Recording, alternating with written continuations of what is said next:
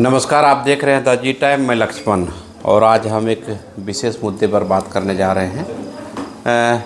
हम जिनसे आपकी बात करवाने जा रहे हैं वो किन्हीं पहचान के मोहताज नहीं हैं।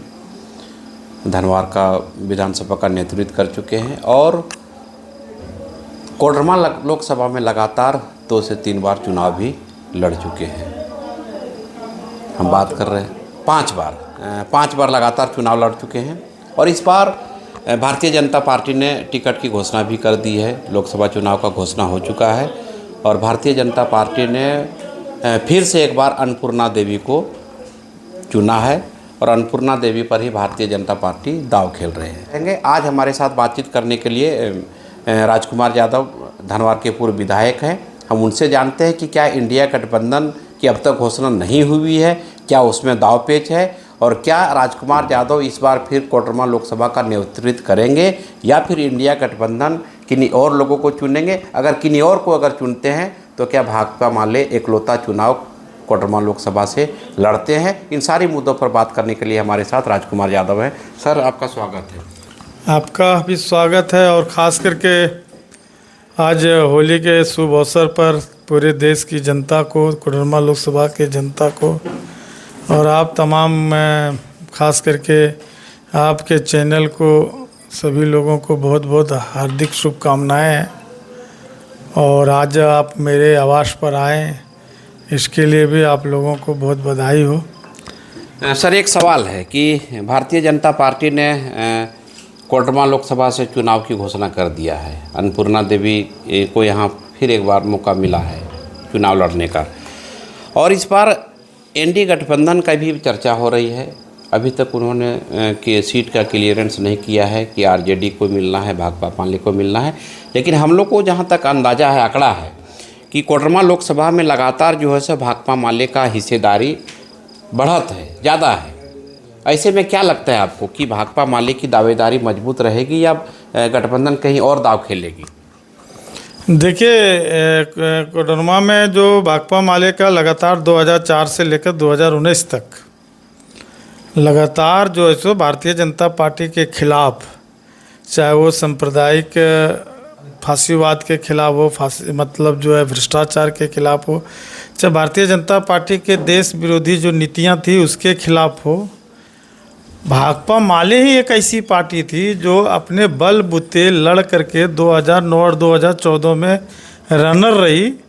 2019 को अपवाद छोड़ करके भाकपा माले ने लगातार बीजेपी को टक्कर देने का काम किया और इसी का परिणाम है कि आज जो है इंडिया गठबंधन जब एनडीए गठबंधन को हराने के लिए एक सीट की लड़ाई लड़ रही है, तो ऐसी परिस्थिति में आपने देखा कि मेरे नेतृत्व में 2004 से लेकर के 2019 तक कोडरमा के जनहित मुद्दों पर हम लगातार सड़कों पर रहे। हम चाहे चुनाव जीते या हारे, लेकिन जनता के मुद्दों के सवाल पर हमने कोई समझौता नहीं किया। आप देखेंगे कि ढीबरा के सवाल में 2010 में मैं कोडरमा के डीसी रविशंकर तिवारी के घेराव किए थे और हम लोग जेल गए। सैकड़ों लोगों पर मुकदमा दर्ज हुई। फिर मरकच्चो गोलीकांड, जब पूरे मरकच्चो में, कोडरमा में, कानी के जंगल में लगातार लोगों का अपहरण, डकैती, छिनतई, बलात्कार महिलाओं को सड़कों पर हो जाती थी। और वो बात 22 जनवरी 2003 को जब हमने मरकच्चो थाना का घेराव किया था, जिसमें हमारे 3 साथी मारे गए थे, रतन बर्नवाल, आपके जो है सो महेश सिंह और अशोक यादव, और हमारे 2 दर्जन साथियों पर मुकदमा दर्ज हुआ, जो 20 साल तक हम लगातार उस मुकदमा को लड़े, जेल गए। और इस बार मार्च 2000 मतलब जो है 23 में हम लोगों का ये मुकदमा 24 में रिहाई हुई, 23 में। तो ये हम करें कि आप देखेंगे कि कोडरमा लोकसभा क्षेत्र जो है भाकपा माले एक दिन में नहीं बना है। हमारे साथियों ने हमारे नेतृत्व में शहादत दिया है, संघर्ष किया है, लोग जेल गए और इसी का आज लगातार एक कोई समझौता नहीं किया और इसकी लड़ाई हमने लड़ा।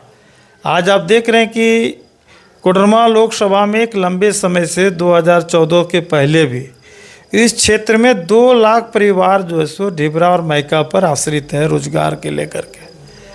और खुद मोदी जी ने भी 2014 में 2019 में कहा कि हम मायका चमका देंगे जमुआ के मैदान में और यहाँ पर कोडरमा के भी मैदान में।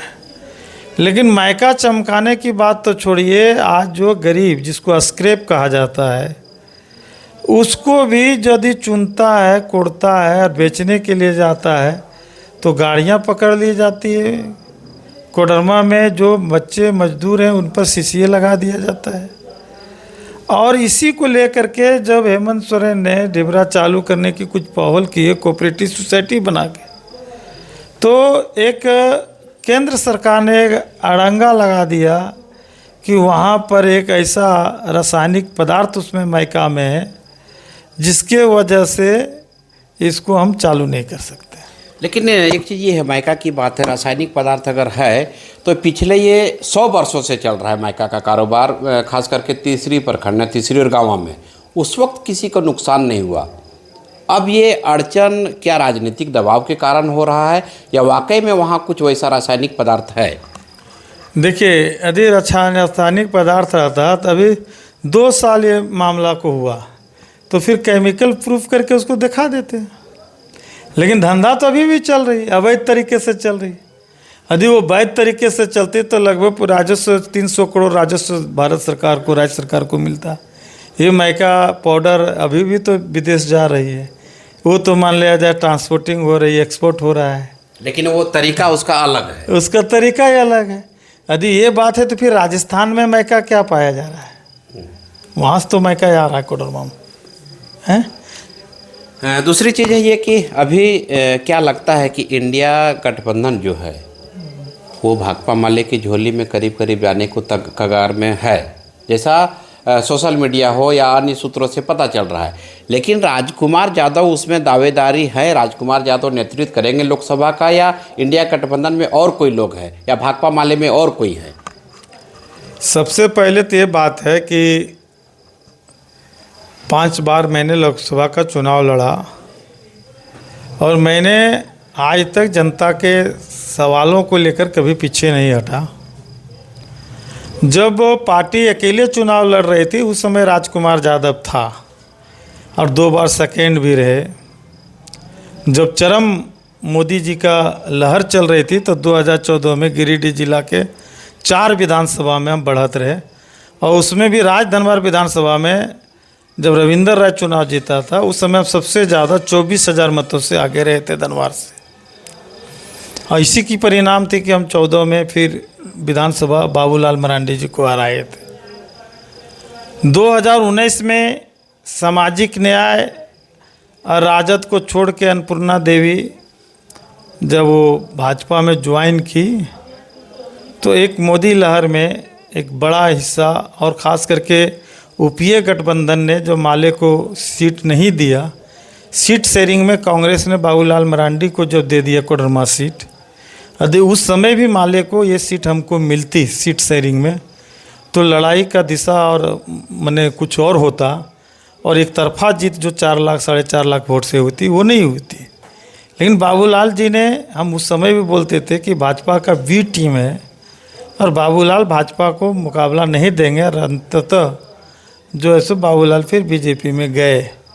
तो लेकिन आज हम लगातार 19 सितंबर 2022 को हमने बड़ी रैली की, 23 को में जो बड़ी रैली किया और हमने कहा कि इंडिया गठबंधन हमको कोडरमा दे या नहीं दे लेकिन मैं चुनाव लड़ूंगा, हमारी पार्टी लड़ेगी।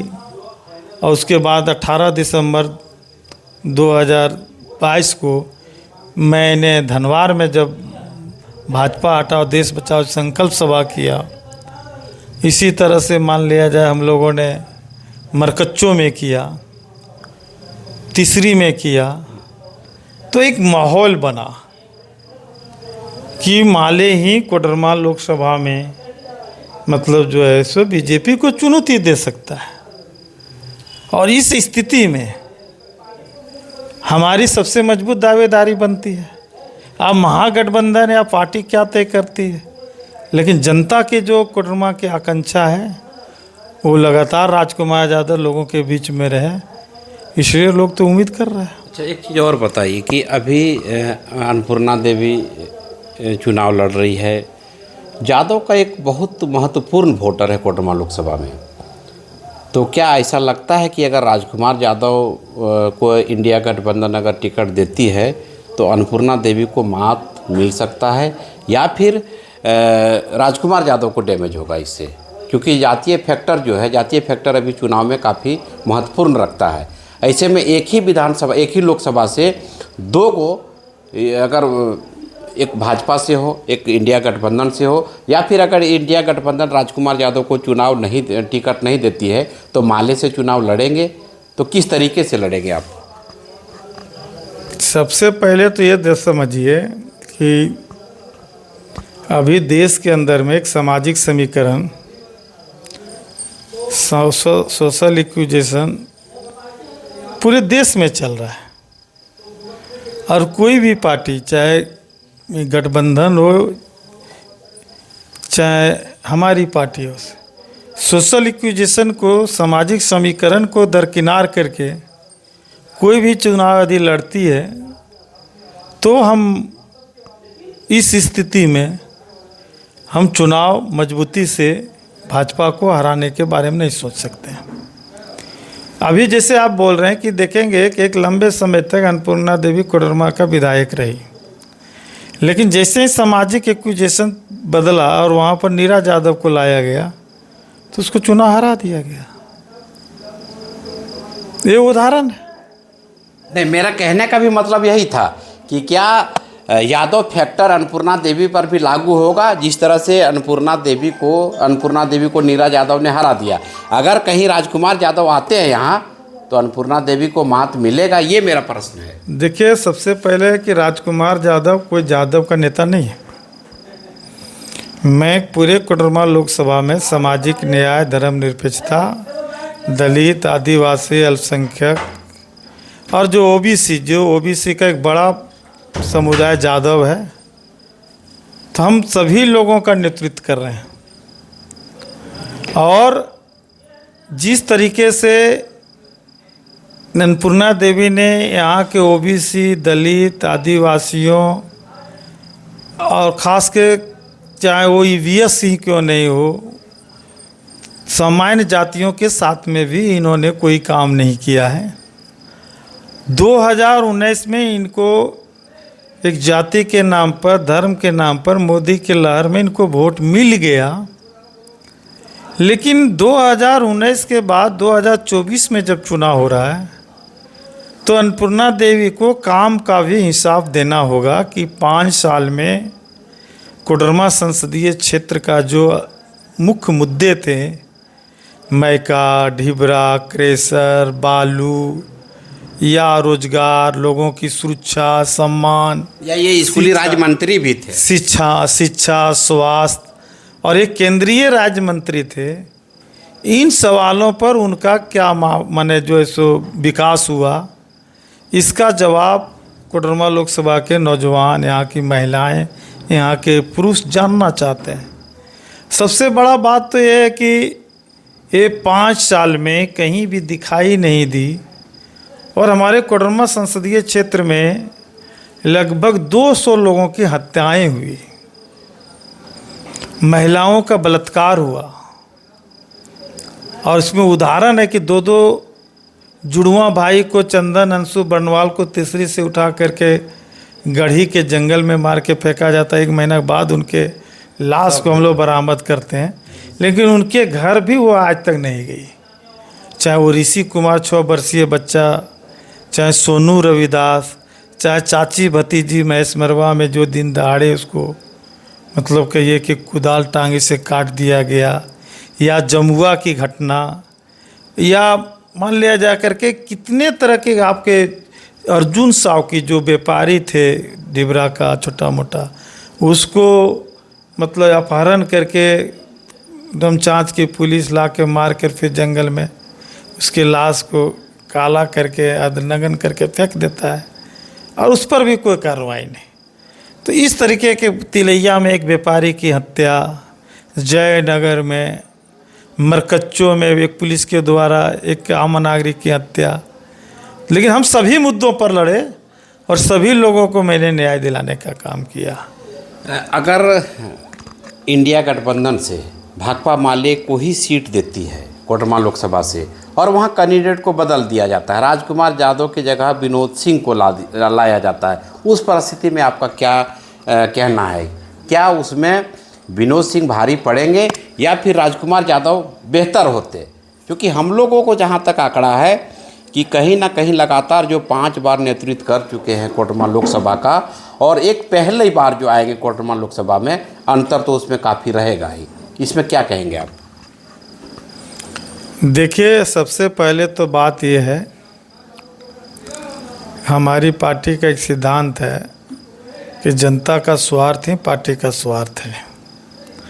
यदि कोडरमा की जनता के स्वार्थ के हिसाब से, कोडरमा की जनता के मुद्दों के हिसाब से, कोडरमा की जनता की ज़रूरत की मांग के हिसाब से इंडिया गठबंधन हो या पार्टी हो, हम समझते हैं कि अभी देश में जनता का भी एक सर्वे चलता है और जनता का भी एक डिमांड उठता है। तो हम समझते हैं कि पार्टी को एक ठोस आकलन करके और जनता को आकांक्षाओं के हिसाब से इंडिया गठबंधन को निर्णय लेना होगा, और नहीं तो एक ऐसी सीट जो इस बार मजबूती से एनडीए गठबंधन के उम्मीदवार हारती, हम समझते हैं कल हम ये सीट नहीं हासिल करेंगे तो ये हमारी ऐतिहासिक भूल होगी। बिल्कुल सही बात है, लेकिन मेरा एक और प्रश्न है, अंतिम प्रश्न है ये कि अगर मान लेते हैं कि भाकपा माले को ही विनोद सिंह को अगर टिकट देती है तो क्या आप विनोद सिंह के साथ रहेंगे कि या राजकुमार यादव का जो सिद्धांत रहा है कोडरमा लोकसभा में जनता के बीच में आना, जनता की हित के लिए लड़ाई लड़ना, उस पर आप अलग से कुछ विचार करेंगे? देखिए, हमारा कोई अलग से विचार करने का ना अभी सोच है, ना मेरे अंदर में है। अब विनोद सिंह भी हमारे एक बेहतर नेता हैं, बेहतर लीडर हैं, युवा हैं, लेकिन पार्टी के भविष्य के लिए, जनता के भविष्य के लिए पार्टी और विनोद सिंह को विचार करना है। हम ऐसा कोई ठोस कदम नहीं उठाएंगे जिससे जनता को या पार्टी को नुकसान हो। हाँ, हमारे कार्यकर्ताओं में, समर्थकों में, वोटरों में एक आक्रोश है, और इस सीट शेयरिंग के बाद जिस तरह से उम्मीदवारी का एक ओपनली जो कौन आ रहे हैं नहीं आ रहे हैं, पार्टी के द्वारा जो एक पॉलिट ब्यूरो के निर्णय को एक जो ऊपर से लाके ये बात कहा गया कि हाँ ये निर्णय हो चुका है, ये नीचे जो चली गई, ये करने की ज़रूरत नहीं थी। ये हमारी पार्टी के सिद्धांत में, हम लोग इतना दिन चुनाव लड़ते थे, हमारे लिए प्रखंड कमेटी, जिला कमेटियों के बहुमत जो तय करता था उसके हिसाब से फिर ऊपरी कमेटी उसको फाइनल करती थी, लेकिन इस बार बहुत ही अलग तरह का हुआ है। तो निश्चित तौर पर राजकुमार जी ने साफ तौर पर कहा कि इंडिया गठबंधन चाहे भाकपा माले को टिकट दे, उसमें हिस्सेदारी चाहे विनोद सिंह की हो या राजकुमार यादव की हो, विनोद सिंह की भी अगर भागीदारी होती है तो राजकुमार यादव उसी स्थिति में खड़ा रहेगी। लेकिन इन्होंने एक बहुत महत्वपूर्ण बात कही है कि लगातार जो संघर्ष करने वाले 5 लोकसभा का संघर्ष किया, कई विधानसभा का भी संघर्ष इन्होंने किया, पीपल ब्यूरो को अगर कहीं निर्णय लेना ही है तो उन सारे बिंदुओं पर एक बार गंभीरता से विचार करने की ज़रूरत है। और निश्चित तौर पर जो जनता का मांग है, जनता का जो सोच है और जो लगातार क्षेत्र में जनता के बीच में रहे हैं राजकुमार यादव, उन सारे बिंदुओं पर भी एक बार पार्टी को और इंडिया गठबंधन को भी विचार करने की आवश्यकता है। धन्यवाद।